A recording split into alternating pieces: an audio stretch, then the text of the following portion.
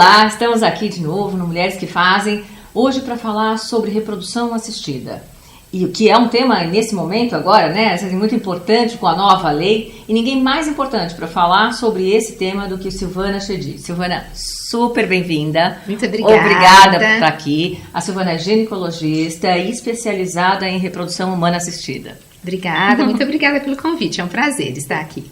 Eu que tenho o prazer de estar aqui, assim, com as novidades, né, sabendo e podendo informar, porque a gente acha extremamente importante, Sil, que possa estar as pessoas tendo acesso às informações de uma maneira atual, né, simples, né, e que todos possam estar ampliando seus horizontes em qualquer tema.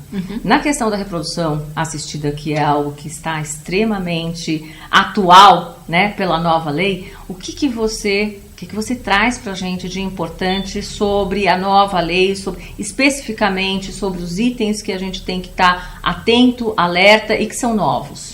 Então, como você comentou, tem essa nova resolução do Conselho Federal de Medicina. Na verdade, não é uma lei, infelizmente no Brasil a gente ainda não tem uma lei que regulamente a reprodução assistida, mas nós temos a resolução do Conselho Federal de Medicina que serve como orientação para todos os médicos e todas as clínicas que fazem os tratamentos de reprodução humana. Tem muitas coisas boas que surgiram com essa nova resolução. Uma delas é oficializar o acesso dos casais que têm uma união homoafetiva aos tratamentos de reprodução assistida. Isso era subentendido anteriormente, né? Então, nós subentendíamos que os casais homossexuais, como qualquer outro casal, tinham direito, mas isso não estava claro na resolução. E agora está claro que qualquer pessoa adulta, quer esteja numa união heterossexual ou homossexual, ou mesmo mulheres solteiras que não tenham um parceiro, podem ter acesso aos tratamentos de reprodução assistida, e as crianças, então, nascidas desses tratamentos e dessas uniões vão poder ser amparadas e os casais terem acesso aos tratamentos de uma forma legal. Mas você está colocando um assunto importante, né? Um tema importante. Quer dizer, não sendo uma lei, sendo uma resolução, também é respaldado, quer dizer, em termos legais, se alguém se recusar, talvez, existe a possibilidade pela resolução de se olhar, né, por essa resolução e fazer valer esses direitos. Exatamente. Okay. Então, como não há lei, o que há é essa resolução, referência, né? Então, é a resolução que nós temos que obedecer, os médicos, os pacientes, todas as pessoas que procuram os tratamentos. Isso foi um avanço muito grande, a questão da união homoafetiva, a questão das mulheres solteiras que podem ter acesso ao tratamento. Essa resolução acabou por limitar a idade para a mulher fazer o tratamento de reprodução humana, então hoje o limite é 50 anos. Isso é positivo ou negativo na sua visão? Olha, realmente após os 50 anos, a gravidez é considerada uma gravidez de maior risco, porque existe uma incidência maior de problemas como hipertensão, diabetes, problemas que podem complicar a gravidez. Por outro lado, haver essa limitação pode tirar a oportunidade de mulheres que estejam em boas condições físicas de fazerem o tratamento após os 50 anos. Ou dificultar bastante, né? Porque é possível ainda recorrer. Uma mulher que queira engravidar depois dos 45 anos, é muito difícil que ela consiga engravidar com os seus próprios óvulos. A mulher normalmente tem que recorrer a óvulo doação para poder engravidar. A óvulo doação é um procedimento que é perfeitamente legal, também é permitido por essa resolução. E como é que funciona a óvulo doação? Por exemplo, uma mulher que tem mais de 45 anos, que já tenha ou não entrado em menopausa, pode engravidar se ela receber óvulos de uma doadora de forma anônima. Então a doadora não sabe a identidade da receptora e a receptora não sabe a identidade da doadora. Essa mulher pode ter esses óvulos fertilizados com os espermatozoides do seu marido, do seu parceiro, e aí os embriões obtidos dessa fertilização vão ser transferidos para o útero da mulher, e ela tem condições de engravidar e de ter uma gestação normal, como se ela tivesse engravidado espontaneamente. Esse é um recurso bastante útil, e como a mulher hoje, né, Beth, tem se dedicado à carreira, tem procurado priorizar a sua vida profissional, não é infrequente que as mulheres acabem vindo procurar a engravidar, que é o meu caso. Quando já estão numa idade mais avançada. E nem sempre é possível mais que a mulher engravide com seus próprios óvulos. Mas você tocou numa coisa que eu acho extremamente importante, tenho certeza que muitas de vocês não sabem. Uma mulher que tenha entrado no climatério, ela pode engravidar? Pode engravidar através da doação de óvulos. Pode engravidar. Nós fazemos um preparo do útero para receber os embriões, selecionamos uma doadora que tenha características físicas compatíveis com as características dela e fazemos o processo de fertilização in vitro. Então, a mulher tem condições de engravidar, sim. O que é mais raro também é uma mulher ter consciência do momento em que ela quer engravidar. Principalmente falando de solteiras ou dessas situações. A lei, ela estabelece o limite dos 50, mas para que possa ter esta mesma mulher, ela tem que estar tendo essa reserva, né, de óvulos mais cedo, não é isso? Então, hoje a gente conversa muito sobre a questão do congelamento de óvulos, por exemplo. O congelamento de óvulos é um procedimento que permite que a mulher faça uma preservação da sua fertilidade.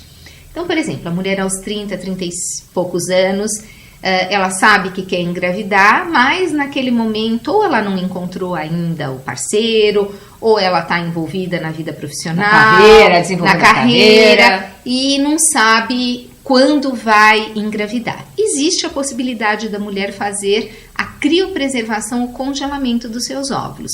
Como é que funciona esse procedimento? Ela tem que tomar alguns remédios para estimular a ovulação, passar por um processo de aspiração dos óvulos e esses óvulos então podem ser congelados e armazenados por muitos anos.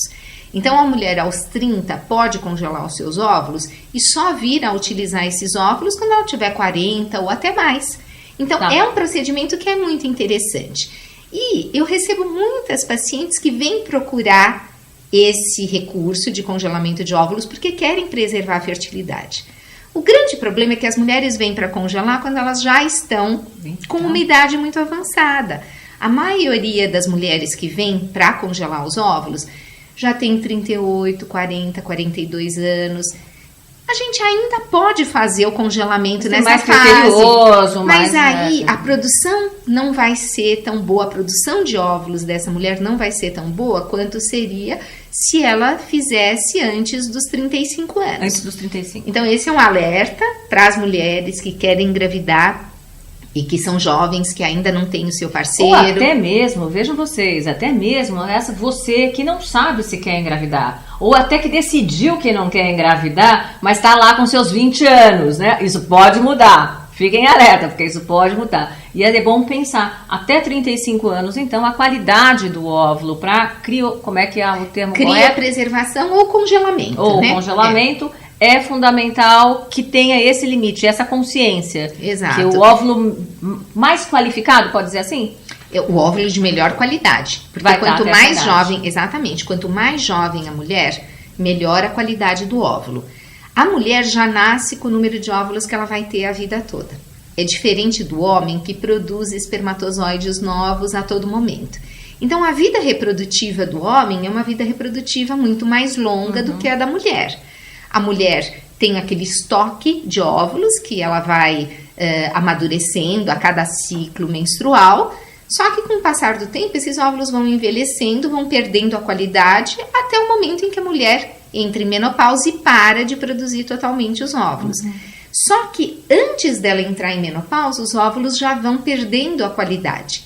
Então, se a mulher tiver a oportunidade de fazer o congelamento dos seus óvulos, é muito interessante, porque ela congela os óvulos quando ela ainda é jovem e os óvulos são de boa qualidade e pode deixar armazenados para quando ela quiser utilizar. Indefinidamente. E os óvulos vão ter a qualidade da idade em que ela congelou. Então ela pode engravidar aos 40, 45 ou 50, mas com óvulos com 20 anos de idade. Vamos entender que qualidade a gente está dizendo aqui de ordem genética, tá? Isso, é qualidade em termos de capacidade de ser fertilizado, de gerar um embrião saudável. Sem problemas cromossômicos.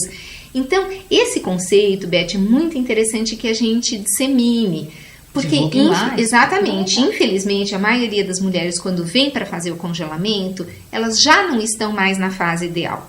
E é muito comum, né? Não sei se você tem isso em consultório, seu, mas é muito comum a mulher jovem não tá nem pensando nisso, Exatamente. ou ela tá determinada que ela não vai ter filhos, porque ela não quer, tá com alguns problemas, mas isso muda muito, né? Muda muito, a gente muda de ideia, não dá para saber se o que você pensa hoje você vai estar pensando da mesma forma daqui 5, 10, 15 anos. E essas técnicas hoje estão muito acessíveis. Elas são acessíveis do ponto de vista financeiro, já não são técnicas caras, que poucas pessoas... Uma outra boa notícia importante. Poucas pessoas têm acesso, porque antigamente as técnicas de reprodução assistida eram tratamentos muito caros e que só uma determinada parcela da população tinha acesso. Infelizmente, o SUS ainda não oferece atendimento universal para todos os casais que precisam de tratamento de infertilidade. Então, tem alguns poucos centros que fazem tratamento pelo SUS, mas obviamente são insuficientes em função da demanda que existe. E uma questão, se os convênios, eles não, também não, né? Como esses procedimentos, né, não estão previstos na tabela do Ministério da Saúde, os convênios não se veem obrigados a pagar. Mas os tratamentos hoje já estão mais acessíveis, já não tem aquele preço proibitivo que tinha há uns anos atrás. Então, é mais acessível. É um tratamento particular, mas que hoje está disponível para a maioria das pessoas, né? A outra questão é que é um tratamento, pelo menos isso que fica, né, no imaginário, então é um tratamento muito dolorido, né? Não é. Assim, existe o período em que a mulher tem que tomar os medicamentos para estimular a ovulação, mas até nessa questão houve avanços. A gente tem hoje possibilidade de tomar muito menos medicamento do que se tomava anos atrás. E não muitos, né? 10 anos atrás já eram muito diferentes as técnicas. Hoje, né, a gente pode tomar menos medicamentos e ser bem mais confortável. Então, o tratamento não é dolorido de forma alguma. É um tratamento ambulatorial, não tem necessidade de internação. Então, a mulher tem que ir na clínica algumas vezes para fazer exames de ultrassom. A coleta dos óvulos é feita com anestesia, então a mulher não sente dor nenhuma. Uhum. Então, é um tratamento bastante corriqueiro, que pode ser feito ambulatorialmente, com muito pouco desconforto. E temos novas técnicas nesse setor? Temos técnicas muito novas e boas, que nos ajudam a aumentar as chances de sucesso com o tratamento. Uma delas, a gente já comentou, que é a técnica de congelamento de óvulos, porque até alguns anos atrás não se tinha uma técnica muito boa para congelar os óvulos. E hoje a técnica de congelamento, que nós chamamos de vitrificação, é uma técnica que permite que os óvulos ou mesmo os embriões fiquem armazenados durante muitos anos e no momento do descongelamento eles tenham a mesma qualidade de quando eles foram congelados. Temos técnicas de diagnóstico genético que são muito interessantes. Então, hoje, uma mulher que engravide com seus próprios óvulos e que tenha a idade mais avançada, que tenha mais de 40 anos, ela pode fazer uma biópsia no embrião e ter o diagnóstico no embrião, antes do embrião ser transferido para o útero, se o embrião é cromossomicamente normal. Então, que, aliás, é uma outra novidade que estourou aí. É bárbaro isso, porque assim, a grande preocupação das mulheres que engravidam com os seus próprios óvulos depois dos 40 anos é o risco de síndrome de Down ou de outros problemas cromossômicos. Com a técnica de biópsia embrionária, a gente retira uma única célula do embrião, isso não prejudica o desenvolvimento do embrião, e aí nós temos condições de saber exatamente o conteúdo de cromossomos desse embrião. Se o embrião tiver qualquer problema cromossômico, ele nem é transferido. Olha. Então o casal tem a certeza de que o embrião que foi transferido é um embrião cromossomicamente normal. Diminui o risco de abortamento e não tem qualquer tipo de patologia, de problemas cromossômicos, né? Então isso é muito interessante. Hoje a gente tem técnicas também que visam a aumentar o sucesso dos tratamentos de fertilização in vitro. Então nós temos uma técnica, por exemplo, que se chama teste ERA. E é um teste que vai ver se o endométrio, que é a parte interna do útero da mulher, se o endométrio é receptivo para receber os embriões ou não. E, através do resultado desse teste, nós podemos determinar o melhor dia para colocar os embriões no útero. É um teste muito útil para casais que já fizeram várias tentativas de fertilização in vitro e que não tiveram sucesso.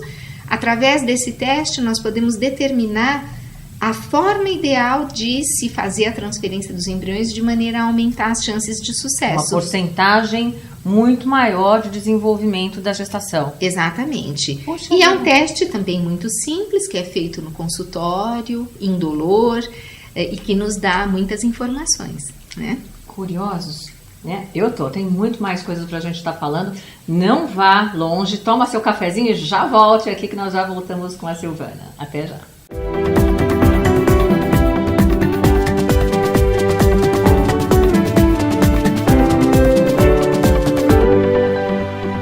Estamos voltando aqui hoje falando sobre reprodução assistida, um tema super importante e vale ressaltar, né, que assim, nós sabemos que a nossa população está envelhecendo cada vez mais e tende a ser uma população mais idade e os jovens que estão aí talvez comecem a se alertar porque é um recurso bárbaro, né, se bem consciente, bem trabalhado e bem orientado por profissionais qualificados, você poder guardar o seu embrião, guardar seu óvulo, para poder estar tendo um planejamento adequado de constituir uma família.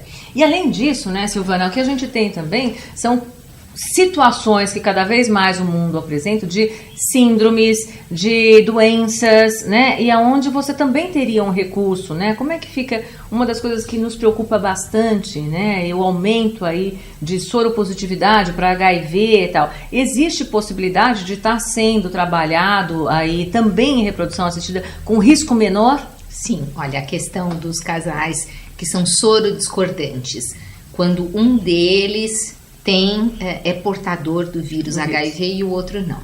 Nós sabemos que hoje os pacientes que são soropositivos são pacientes em geral jovens, em idade reprodutiva, que têm desejo de filhos, e o tratamento do vírus HIV hoje é um tratamento que permite que a pessoa viva a vida toda, não é mais uma doença letal.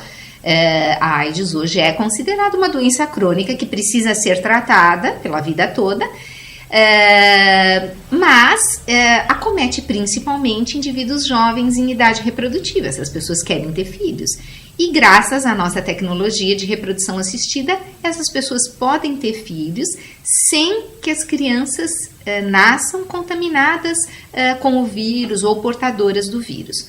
Por exemplo, o caso de um casal em que a mulher é soronegativa e o homem é soropositivo. O homem está fazendo o tratamento. Vamos só fazer essa ressalva de que o soropositivo não é o enfermo da doença. Né? Ele tem lá o vírus, mas ele não desenvolveu a doença, tá? Só fazendo um alerta aí. Exato. O homem está se tratando, está com a carga viral controlada, a carga viral negativa no sangue, e existe o medo de contaminar a mulher ou, eventualmente, ter um bebê que nasça portador do vírus. Nós temos hoje procedimentos no laboratório de lavagem do esperma, e esses procedimentos de lavagem são capazes de eliminar o vírus que possa estar presente no esperma. Como nós utilizamos a técnica de ICSI, que é uma técnica que para cada óvulo nós colocamos um único espermatozoide diretamente dentro do óvulo, a chance desse espermatozoide estar circundado pelo vírus é muito pequena, praticamente zero. Nossa, que maravilha. Então, através da fertilização in vitro e esse processo de lavagem espermática, nós podemos produzir embriões no laboratório que estejam livres do vírus, transferir esses embriões para a mulher sem que haja risco nenhum, nem da mulher ser contaminada, nem do embrião ser contaminado e a criança nascer com o vírus. Então, isso é um recurso muito interessante. Se a mulher for soropositiva ou for doente, a mesma coisa. É claro que para que o casal faça o tratamento, é importante que o paciente que tem a carga viral esteja com a carga viral negativa. E esteja fazendo uso dos medicamentos para que a carga viral esteja Entendendo negativa. mais uma vez, né? Assim, quando a gente está falando de carga viral, a gente está falando assim, a pessoa, ela tem lá o vírus, o bichinho que pode estar, mas ela não está infectada, quer dizer, não existem outras células, não está se desenvolvendo doenças, tá? Isso. E aí a gente precisa manter isso para que então possa ter se beneficiar. Olha que coisa maravilhosa. Isso vale também para outras doenças adquiridas, certamente. Sim, por exemplo, a hepatite B ou hepatite C, que são também doenças virais, os pacientes também podem se beneficiar da mesma técnica. Em casos de patologias crônicas, genéticas também ou não? No caso de doenças genéticas, nós temos a técnica da biópsia embrionária, que também pode fazer essa lavagem, essa separação. Pode detectar no embrião, aí detecta no embrião se o embrião é portador, é afetado ou não com essa doença genética. Aí não vamos transferir o embrião que seja portador. Dentro dessa área de diagnóstico genético, tem uma proposta muito interessante, que é quando nós temos na família uma criança, um membro da família que precisa de algum tipo de transplante. Por exemplo, recentemente, na Espanha, numa das clínicas do nosso grupo IVE, nasceu uma criança na qual foi feita a seleção do embrião do tipo histológico que essa criança tinha, para que ela pudesse ser doadora para o irmão que tinha uma enfermidade que necessitava de uma doação compatível. Isso até já apareceu em alguns filmes no cinema, já teve filmes que abordaram essa questão, mas isso hoje não é ficção, é uma realidade. É realidade. Você tem uma criança em casa com uma leucemia ou um problema hematológico que precisa de um transplante de medula, por exemplo. E essa criança não tem um doador compatível para poder salvar. Que é o mais difícil nessas situações, né? Exato, para poder salvar a vida da criança. O casal, através do processo de fertilização in vitro, pode produzir embriões no laboratório e nós podemos detectar nesses embriões qual é o embrião que é compatível com a criança que está doente e nós transferirmos para o útero da mulher o embrião ou os embriões compatíveis, de maneira que a criança nascendo pode ajudar o irmãozinho que tem a doença a ser tratado, né? Nossa, é incrível. Então, isso é muito interessante.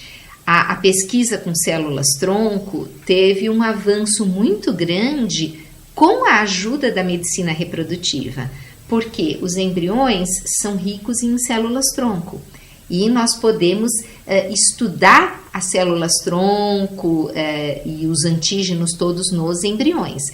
E hoje a possibilidade de tratamentos que nós temos com células-tronco é muito grande. É infinita, quer dizer, não só na questão da reprodução em si, né, mas na questão também curativa, né, de doenças, de uma série de doenças. Então, hoje a pesquisa com células-tronco tem evoluído no sentido de cura para o diabetes, cura para lesão da medula, pacientes paraplégicos, para cegueira. Então, o tratamento com células-tronco hoje permite uma série de tratamentos para doenças muito graves.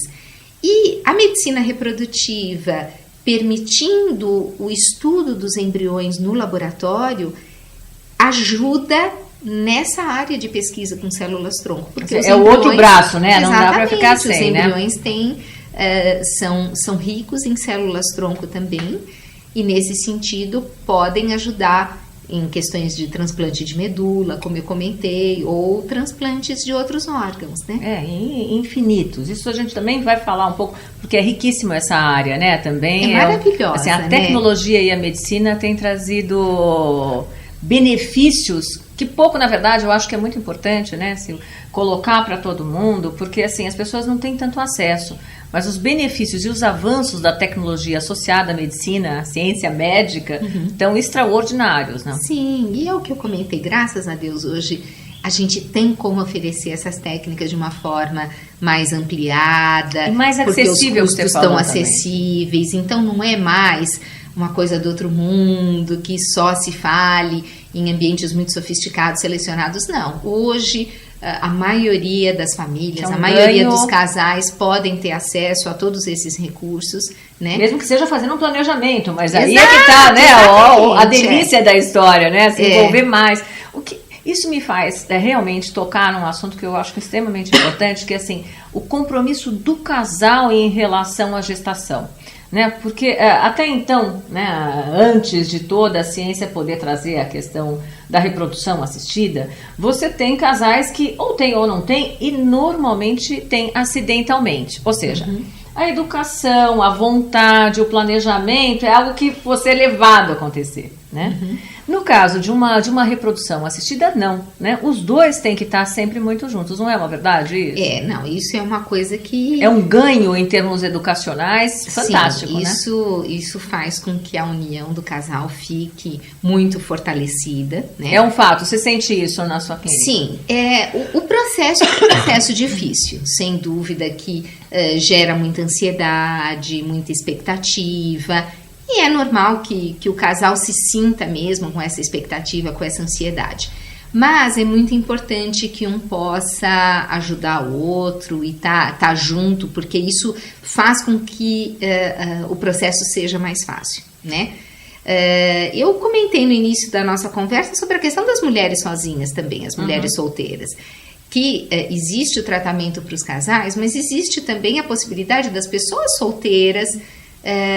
eu acho que até não fui tão feliz, mas a questão da gestação e da educação é que eu queria abordar, porque ela está muito mais consciente com esse processo. Sem dúvida, porque é uma gravidez planejada, né? Necessariamente. O planejamento familiar, ele não envolve só a anticoncepção, porque hoje se pensa muito em planejamento familiar como pílula anticoncepcional, métodos anticoncepcionais, mas planejamento familiar não é só evitar filhos, planejamento familiar é ter os filhos no momento adequado, dentro da situação familiar que você achar que está mais adequada aos seus valores, né? Então, planejamento familiar é evitar, mas é também fazer tratamentos e utilizar as técnicas, né, para planejar a sua família e para ter a sua família da maneira como você quer, né? Quer seja um casal, quer seja uma mulher sozinha que quer ter a sua família, independente de ter um parceiro ou não, né? Então, tudo isso está dentro do planejamento familiar. E a abordagem das suas clínicas, do seu consultório, da clínica diretamente, ela é uma abordagem multidisciplinar? Sem dúvida, nós temos que ter um apoio psicológico, então temos o suporte de alguns psicólogos e psicólogas que trabalham junto conosco, porque muitas questões surgem nesse processo de se planejar a família, isso é muito importante. Nós temos uma nutricionista na clínica, porque os problemas de peso, tanto o sobrepeso como o baixo índice de massa corpórea podem atrapalhar a gravidez. E acredito que até o processo de gestação também. Sem dúvida, você pode até qualificar melhor o óvulo, né, o embrião, mas o processo tem algo extremamente importante. Então, muitas vezes a gente precisa do auxílio da nutricionista, no sentido de perder peso, da paciente perder peso para estar em melhores condições para conseguir engravidar. Outros fatores, como por exemplo o uso de álcool ou tabagismo, ou mesmo o uso de drogas, que podem também alterar a qualidade dos óvulos e dos espermatozoides.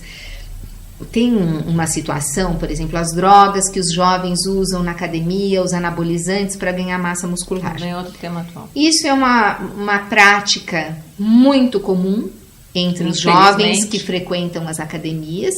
Só que esses jovens não sabem que o uso desses anabolizantes pode levar à infertilidade. A infertilidade e problemas sérios na gestação, né? Exato. Então, isso é um fator também que a gente tem que abordar. Então, a reprodução humana é realmente um tratamento, uma medicina multidisciplinar que necessita do auxílio desses outros profissionais todos, nutricionista, psicóloga, urologista, médicos às vezes de outras especialidades, o geneticista, que vão nos ajudar a tratar o casal de uma maneira global.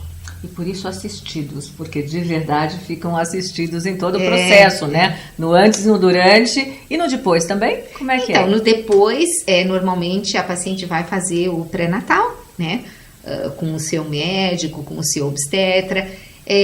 O pré-natal de mulheres acima dos 40 anos tem algumas particularidades, então é um pré-natal que tem que ser mais cuidadoso, a mulher tem que tomar alguns cuidados adicionais para ter uma gravidez saudável, mas nada que a mulher fazendo um bom pré-natal, com um bom acompanhamento médico, não possa ter. Mas é importante que ela se cuide bem, faça um acompanhamento pré-natal, procure manter o peso, procure não ter outros fatores, como por exemplo o tabagismo, esses outros fatores que eu comentei que podem atrapalhar na evolução da gravidez. Então, esse acompanhamento da gestação tem que ser bastante cuidadoso. No caso de uma gestação gemelar, mais ainda, porque a gestação gemelar é uma gravidez de risco. Muitos casais vêm, nós queremos ter 2, 3. De forma alguma, eles não sabem o risco que é uma gestação gemelar. Hoje nós procuramos transferir o menor número de embriões possível para justamente evitar a complicação das gestações múltiplas. As gestações múltiplas têm maior risco de aborto, maior risco de parto prematuro, maior risco de diabetes gestacional, maior risco de pressão alta durante a gravidez. Então, às vezes eu tenho pacientes que chegam, nós adoraríamos ter gêmeos, porque aí a gente já decide a nossa família numa única gravidez. Não, o ideal é ter um por vez, porque uma gravidez de um é muito mais tranquila do que mais de segura. 2 ou mesmo de 3. A própria resolução do Conselho Federal de Medicina limita o número de embriões a serem transferidos de acordo com a idade da mulher. E o objetivo justamente é evitar que a gente tenha uma incidência grande de gestação gemelar, como tínhamos há uns anos atrás, que era muito comum. Que era uma das, vamos dizer, não tão positivas, né, da reprodução. Triplos, quádruplos, isso é um desastre. Então, hoje nós procuramos evitar as gestações gemelares de toda maneira.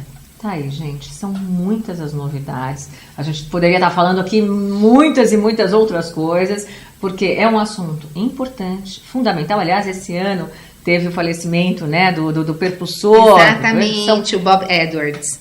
Bilhões de crianças aí nascidas, assim, existem muitas coisas a serem. Para você ter mais informações sobre isso, Silvana, a doutora Silvana Chedid é uma das pessoas referências na área de reprodução humana. Como é que as pessoas podem estar te localizando, Silvana? Olha, podem me localizar por e-mail. Meu e-mail é silvana.chedid@ivi.es, ou o telefone da clínica, se quiserem contato, é São Paulo 011 3266 7733. E eu estou à disposição para esclarecer as dúvidas. Muito obrigada. Obrigada a você pela oportunidade. É um assunto muito importante que, né, precisa ser divulgado, né? Muito obrigada, Beth, foi um prazer. E com vocês, até a semana que vem. Obrigada pela audiência.